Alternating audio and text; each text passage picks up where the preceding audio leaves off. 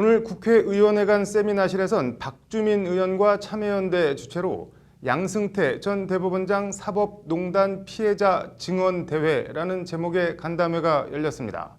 재판거래 파문 사건 관련한 피해 사례 보고가 이어졌는데 쌍용자동차 정리해고, KTX 여승무원 집단 해고, 긴급조치 피해자 등과 함께 일제 강제징용 피해자 소송 사례도 나왔습니다. 앵커 브리핑, 오늘은 일제 강제징용 재판 얘기 해보겠습니다. 영화 군함도로 잘 알려진 일제 강제징용. 지난 1997년 일제 강제징용 피해자들은 미쯔비시와 전 일본 제철 등 전범 기업들을 상대로 손해배상 소송을 냅니다.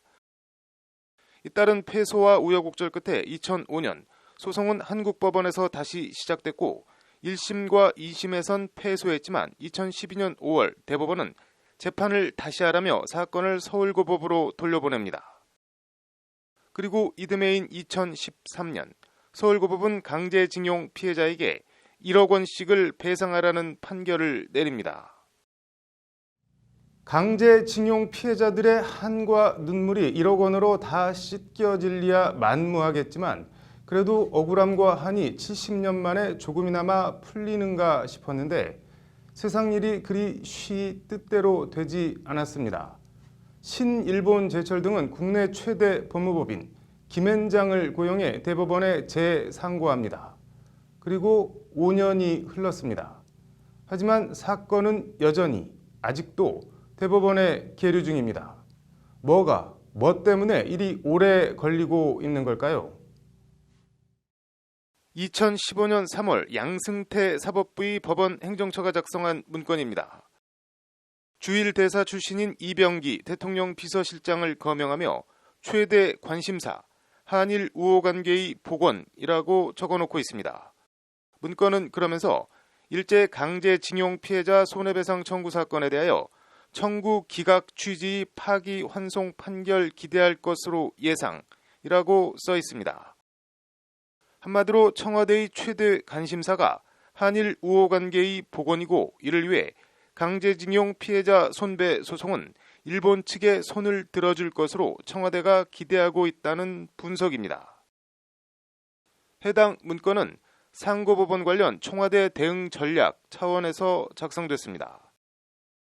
청와대가 재판과 관련하여 부적절한 요구 또는 요청을 한 것으로 의심되는 부분이라는 게 사법행정권 남용 의혹 특별조사단 결론입니다.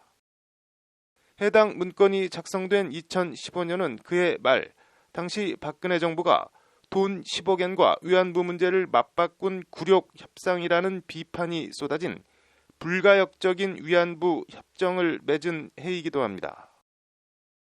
강제징용 피해자의 억울함과 눈물을 도외시하고 위안부 피해 할머니들의 한과 제대로 된 사과 한 번 받아보자는 절규를 외면하고 복원해야 할 한일 우호 관계가 무엇이었는지 도대체 모르겠습니다.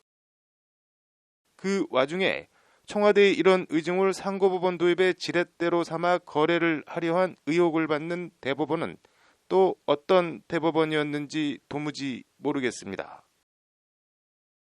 새로운 쟁점이 있는 것도 아닌 사안인데 왜 대법원이 이걸 판단하지 않는지에 대해 이해하기 어려웠다. 강제징용 사건을 대리하고 있는 김세은 변호사의 말입니다.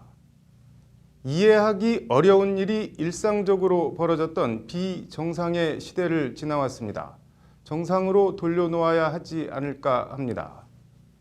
강제징용 소송에 처음 참여한 분들은 모두 9명.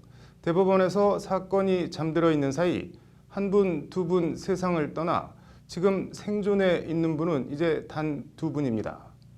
시간은 일본 편입니다. 앵커 브리핑이었습니다.